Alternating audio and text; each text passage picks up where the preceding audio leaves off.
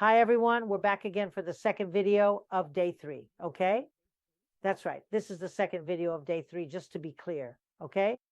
And now let's do a share, obviously, right? What teacher wouldn't, like I was saying about what teacher wouldn't do a share, right? I was talking here in the previous video about the structure, but now we're going to talk a little bit about vocabulary. And this vocabulary will be from the PDF that I'm going to talk to you about today. It's a big PDF. I'm going to upload it. If you want, it's there in my About Stress section. It's at kikachavalezes.com. Sorry, kikachavalezes.com, okay? Every time I say kikachavalezes, but it's kikachavalezes.com. And let's go to the vocabulary. Actually, I'm going to start with the vocabulary, here. This vocabulary is a little set from the PDF that talks about stress. I'm also going to add a video that will summarize that I put for you in the Google Notebook, which will summarize our PDF. What does the PDF talk about? So I'm also going to use a part of the PDF because if I were to read it all, it's too long. So I'm going to take a summary. I summarized it in the Google Notebook, and we're also going to look at a summary of it, the actual summary from the PDF that talks about stress. And the word prevent is exactly the same. Prevent is very similar to Portuguese, okay? Prevent disease, okay? A newness obviously is a noun, okay? It's a noun. And the adjective would be you, but just because of the ness suffix, it became a noun. So there's a difference. I am you. He has a newness. Do you see the difference? So this is very good. We're going to have word formation to be able to paraphrase, to be able to understand reading, listening, everything. It's very important. To blame. To blame. I blame.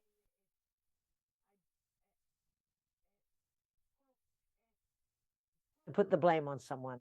Blame. So honestly, I blame the disease, and I also blame stress for what happened. I have a headache, so I blame stress because I have a headache. It's because of my stress. So that's what we're going to talk about good stress and bad stress. Brain cells, brain, and cells. You can have cells. Then nourish is the new word. It's a scientific word. It's the same thing as feed, only nourish the self. Actually, you feed the self, you feed the dog, okay? So I'm only going to use this word nourish academically and scientifically, okay? Disease, COVID is a type of disease.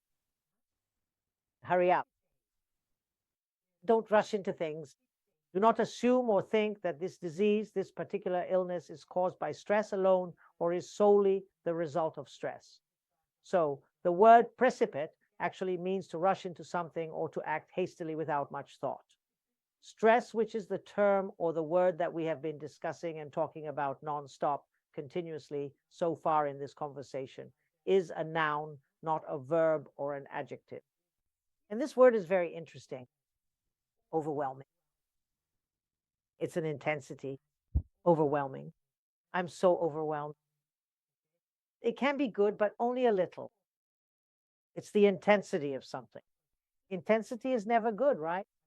But it's a very high intensity. So overwhelming. If you're overwhelmed, it might not be a good kind of stress, right? Now, as you may already know, the word aware is actually an adjective, which means it is a type of word that describes a quality or state. Obviously, that makes sense, right? Are you conscious? Are you aware? Are you aware of that? Do you know about that? And no, this here is an adjective, okay? Its noun form would be awareness, just like illness, okay?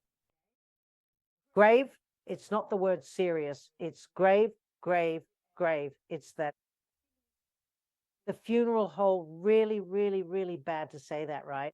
But that's what it is, okay? And weather. Now I'm going to explain a little about this word here, okay? To explain this word, I'm obviously going to use the board.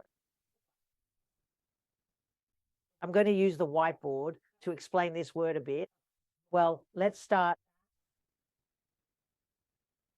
with the word if. The difference between if, for example, specifically, and whether. Let's talk about if, because we're going to talk about if. If is for conditionals. So I'm just going to touch on it briefly, and then we'll go deeper into it as well, where whether can't get involved. Whether can't be used when if is in a conditional. Check this out. If I have money at this moment, don't mind my handwriting here, okay? Comma. I will buy a car, most likely sometime soon, as I have been thinking about it for a while.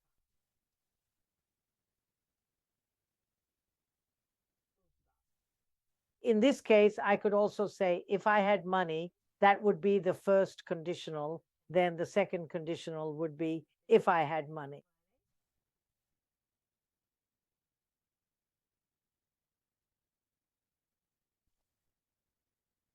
I would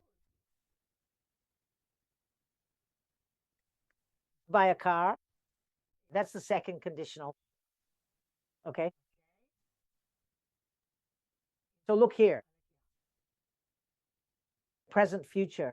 And the order of the factors doesn't change the result.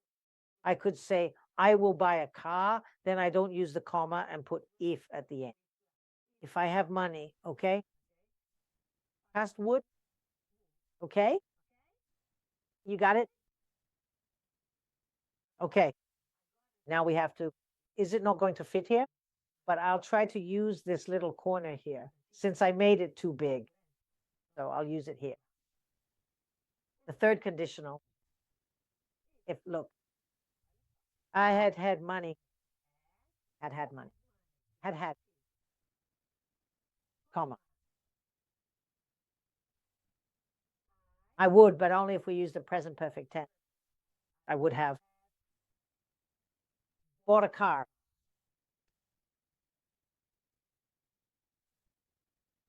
You see? So past perfect would plus the present perfect. Okay? Did you understand? This looks kind of ugly, right? But it's what we have for now. So, okay. Here we also have a zero conditional. I'm not going to show it now. I just want to point out that here, whether can't get involved. Okay? Here, whether can't get involved. Okay? It can't get involved. No way. Only if gets involved in the conditional. If there were conditions here, only if. Then you all ask me, okay, but what about weather, Kika? Well, I'll tell you what weather can do in a moment. But it's also good to know what Wi-Fi can't get involved in.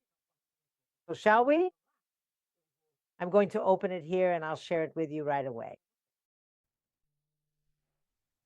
See here, right here? Do you see it? In these three conditions, Wi-Fi can't get involved. You can't even tell by ear if you look there. After the word discuss, it's only weather. Look, guys, a lot of people get this wrong, okay? After the word discuss, we can only use whether. They discussed whether Jane would be promoted. Okay? So this is to say that we will be discussing whether or not, okay? Before the infinitive. You know the infinitive? You know that English infinitive? It has to in front of it. It's like our air ending. So the infinitive is the infinitive. And before the infinitive, if I use if here, you can't even use it. You can't even use it. Look at this. I can't decide whether to stay at the party or go home. I can't decide if to stay. It doesn't fit, not even to listen to. So like this, before the infinitive, only whether. If can't be used here. And look, after a preposition in a sentence, whether if can't be used. Check it out. She was interested in whether she could volunteer or not. Okay? Interested in. And I'm talking about whether to go to the party or not. See? So after a preposition. Understood. Okay, now I'm actually going to show you something else just right now. When exactly can you use both of them in a moment? When can you use both? You can use both in indirect sentences, that is, in embedded sentences. And Rhoda will be one of the sequences, especially for the letters. You will need to understand that in formal letters, we cannot typically ask direct questions, only with indirect sentences. So look, we can use both, but whether and if. Nice indirect. Look how interesting. Look here. We don't know whether the crew will arrive on time. We don't know if the crew will arrive on time. So both mean the same thing. I can use either one. Why? Because they are indirect. To know if they're indirect, ask yourself the question. Will the crew arrive on time? I'm sorry, we don't know. So the phrase don't know in that sentence is actually what makes the question indirect. Okay? So we can use both forms in indirect question. Okay? In indirect questions, we use if and whether. Okay? But in those three cases, I already showed you if can't be used. In conditionals, the whether can't be used. Understood? I'm going to stop here and I'll start another video in a bit.